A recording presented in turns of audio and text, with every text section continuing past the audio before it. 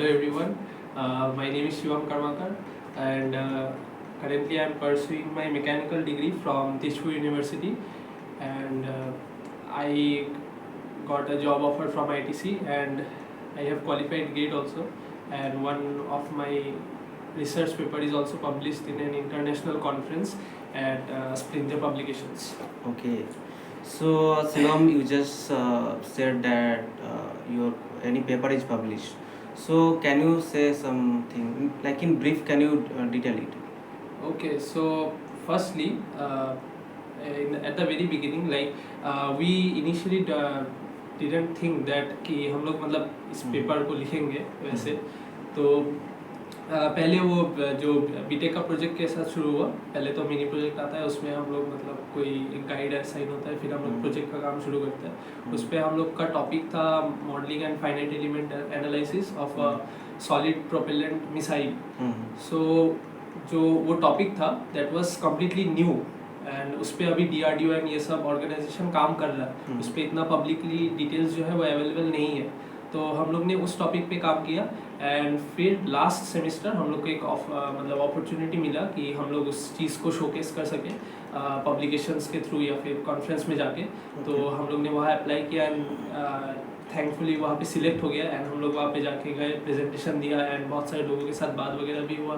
तो it was a very good exposure for us as well to grab that opportunity there. Okay. So, Shivam, you landed here by JEE exams, right?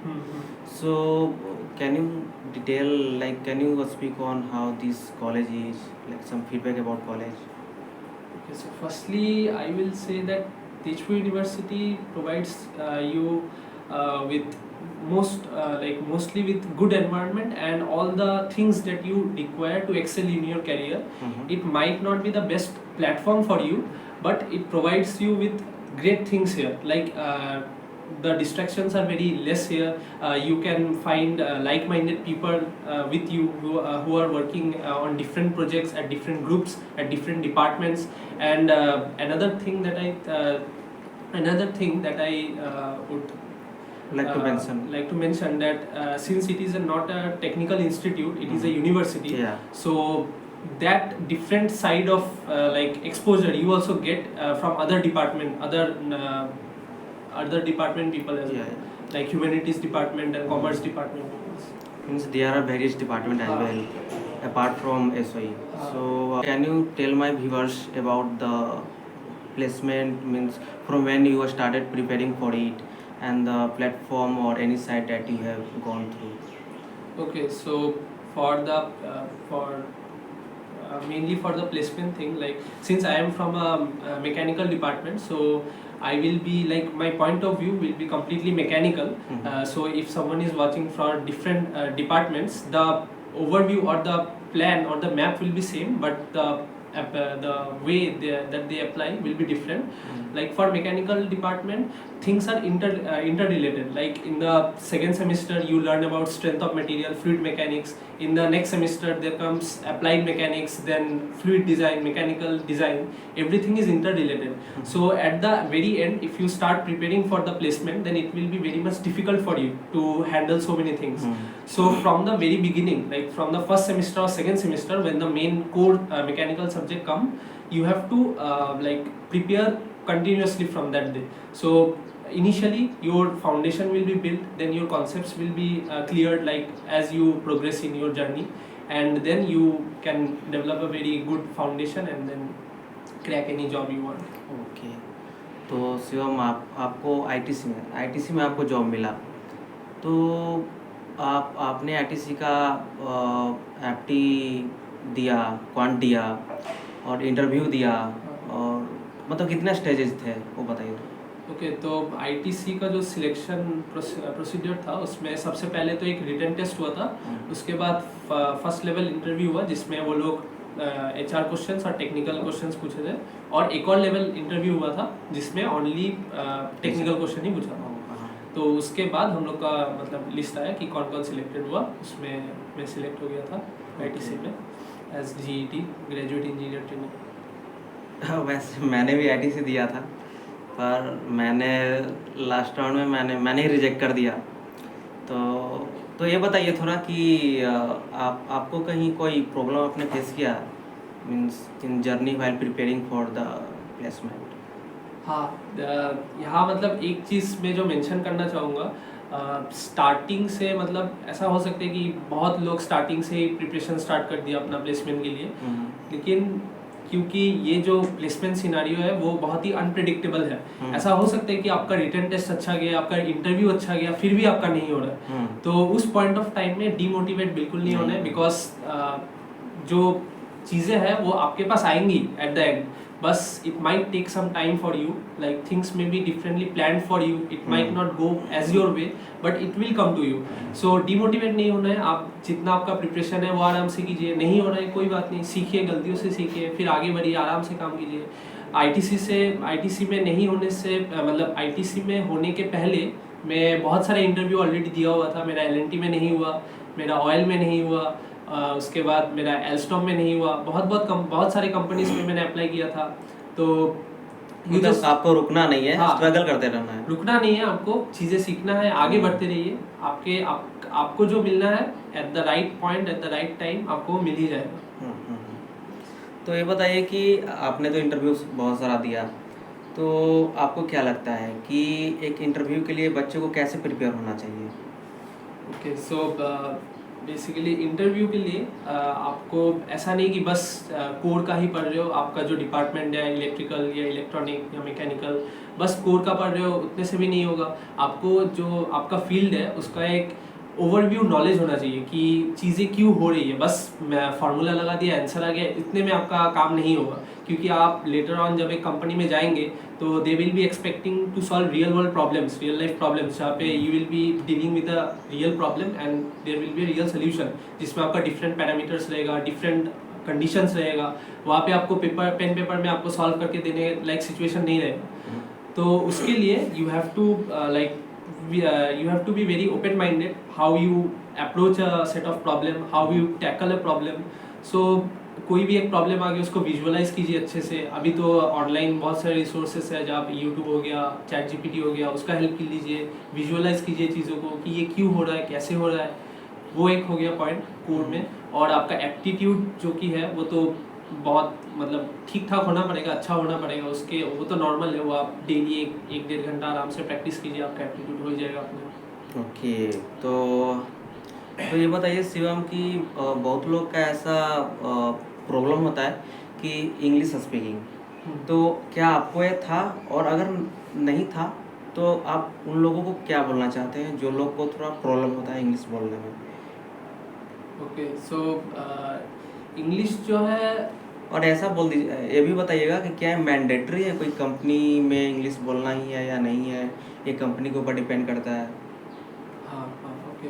तो English जो है अभी जैसे India के लिए जो मैं बोल रहा हूँ, इंडिया का करंट सिचुएशन ऐसा है कि इंग्लिश को हमने एक क्लास जैसा बना गया है। तो if someone knows English then he is well educated, he knows everything, he is of certain calibre, he is a graduate बंदा, उसको सब आता है। अगर किसी ने इंग्लिश बोल दिया, भले ही वो गलत बोल रहा है, इंग्लिश में बोल रहा है सही है, तो इंग्लिश में हर चीज़ अच्छी लगती है। तो वो पहले तो माइंडसेट रखना नहीं है। English is just a language which is used to communicate with other. You express yourself in English. You don't English is just a medium of communication. Yeah. So keep it that way. You learn anything, like if you are learning mechanical also, if you are learning any technical thing in your career, आप उसको हिंदी में सीखिए, but जो overall thing है आपको पता होना चाहिए। यू शुड नो कि आप क्या कर रहे हो, आपको पता होना चाहिए। अब आप एक्सप्रेस कैसे करते हो वो इंग्लिश के थ्रू हो सकता है, हिंदी में हो सकता है, बस सामने वाले को समझ आ जाना चाहिए। हाँ, तो इंग्लिश जो है अभी करेंटली मैं अगर कहूँगा कि मैंडेटरी है यहाँ पे इंग्लिश, क्योंकि इंडिया इज़ अ कंट्री जहाँ पे बहुत सारे MNCs आते हैं। तो जो MNCs आते हैं वो लोग वहाँ पे बहुत सारे बाहर के बंदे भी रहते हैं, इंडियन बंदे भी रहते हैं, तो ताकि कोई प्रॉब्लम ना हो कम्युनिकेशन में, इसीलिए इंग्लिश को एज अ प्राइमरी लैंग्वेज माना जाता है। आपको। तो अभी अगर आप हिंदी में बात करेंगे तो जहाँ जो बंदे बाहर से आए उनको समझ नहीं भी आ सकता है। अभी अगर हम लोग बाहर के कंट्रीज़ में जाएंगे, वहाँ पे आप देखेंगे कि कंपनीज में स्पेनिश चल रहा है, फ्रेंच चल रहा है, वहाँ पे ताकि कोई प्रॉब्लम ना हो इसीलिए वो लोग English as a local as a primary language set कर देते हैं। तो शिवम ये बताइए कि ओवरऑल इस कॉलेज का प्लेसमेंट सिनारियो क्या है? ओवरऑल आई वुड से इस बार मतलब compare to the previous years और प्रीवियस बैचेस, इस बैच का मतलब प्लेसमेंट रिकॉर्ड थोड़ा सा ख़राब हो गया। I don't know the exact details कि क्यों हुआ ऐसा, क्या क्यों रीजंस, किस रीजंस की वजह से हुआ है, बट मतलब थोड़ा सा डिग्रेड हुआ है इधर का प्लेसमेंट कंडीशन। क्योंकि पहले कंपनीज आती थी, बहुत बंदों को हायर करती थी, एंड इस बार पीएसयू भी बहुत आता पहले था। पीएसयूज भी बहुत आता था। इस बार आपका जो पीएसयूज आया है या कंपनीज आई है, उसका जो हायरिंग कैपेसिटी है वो भी कम गया है। पहले जो कंपनी 7-8 बंदे लेते थे, वो लोग अभी 1-2 बंदों को लेके चले जा रहे हैं। तो ऐसा हुआ है बहुत केस में। तो आपने बोला आपने गेट भी दिया है, हाँ, तो ये बताइए थोड़ा कि क्या आपको गेट से कोई एफटी में कोई फ़ायदा हुआ? गेट का ऐसा है क्या कि अगर आपको गेट देना है तो आपको लाइक इनिशियल से स्टार्ट रखना होगा, तो आपको एफटी में भी फ़ायदा हो जाएगा और गेट में भी फ़ायदा हो जाएगा और डिपार्टमेंट में भी आपका जीपीए अच्छा मेंटेन हो जाएगा, तो थोड़ा बताइए। ओके, तो ऐसा होता है कि अगर सपोज इनिशियली अभी कोई सेकेंड या थर्ड सेमेस्टर से ही गेट का प्रिपरेशन स्टार्ट कर दिया है, that will be a very good boost for their career as well.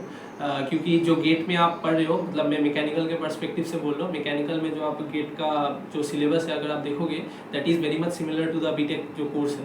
BTech का कोर्स है, एंड एप्टीट्यूड आप छोड़ दीजिए, मैथ्स भी आ जाता है बीटेक का कोर्स में स्टार्टिंग में। तो अगर आप स्टार्टिंग से ही गेट का जो सिलेबस है उसको साइड बाय साइड करते रहो, तो पैरेलली आपका जो डिग्री का जो आपका कोर्स है वो भी कंप्लीट हो ही जाता है, इनफैक्ट उससे ज़्यादा हो जाता है। तो अगर कोई बंदा ये कह रहा है कि गेट के लिए पढ़ रहा हो, अलग से टाइम नहीं मिल रहा, तो मैं I completely disagree with him, because मैं भी साइड बाय साइड ही कर रहा था पैरेलली। तो हो जाता है, चीज़ें हो जाता है, you always. And one thing else you mention like you are topper of your department, so क्या इनिशियल फेज से ही हमको जीपीए पे ध्यान देना चाहिए? इसका कोई एडवांटेज है आगे चल के? ओके, सो जीपीए जो है आपका बस एक स्केल है जिस पे आपको मतलब मेजर किया जाता है कि आपने अपने 4 साल के बीटेक कैरियर में क्या क्या किया है। तो इनिशियली अगर मैं कहूँ कि जीपीए अगर आप अच्छे से मेंटेन करते हो, तो सपोज कीजिए एक डिसेंट जीपीए जैसे 8 के ऊपर, दैट इज़ गुड एनफ। क्योंकि आगे अगर आप कोई कंपनीज में अप्लाई करेंगे तो वो लोग एक देखेंगे, एक मिनिमम जीपीए आपका रहना चाहिए। क्योंकि अगर आपका जीपीए अभी 6 के नीचे है तो बहुत डिफिकल्ट हो सकता है, क्योंकि कुछ कंपनीज का एलिजिबिलिटी क्राइटेरिया जो है वही रहता है 7.5 के ऊपर। तो it's good if you maintain a good GPA, but if you are not maintaining a good GPA, then be confident that you are practicing a certain set of skills which you are expert in. And one thing I would like to mention कि अगर आपका GPA अच्छा है, तो जैसे आप cat दे रहे हैं, तो उसमें अगर आपका जीपीए अच्छा है तो आपको एक एडवांटेज मिल सकता है वहाँ पे, क्योंकि उस आपका जीपीए शायद कंपोजिट स्कोर में अच्छा। थोड़ा वैलिडेट कर सकता है। हाँ, तो शिवम ये बताइए कि आपका लॉन्ग टर्म गोल क्या है? क्या आप आईटीसी के साथ कंटिन्यू करेंगे 1 साल 2 साल, उसके बाद कुछ और करना चाहते हैं? अभी तो करेंटली मतलब मैंने सोचा है कि आईटीसी के साथ ही कंटिन्यू करूँगा। तो आईटीसी के साथ ही कंटिन्यू करूँगा, एंड गेट और जो अदर कॉम्पिटिटिव एग्जाम्स है वो सब दूंगा। फिर देखते हैं क्या होता है अभी फर्दर। तो थैंक यू शिवम, अपना इम्पोर्टेंट टाइम देने के लिए। थैंक यू सो मच हमारे व्यूअर्स को बताने के लिए। Thank you.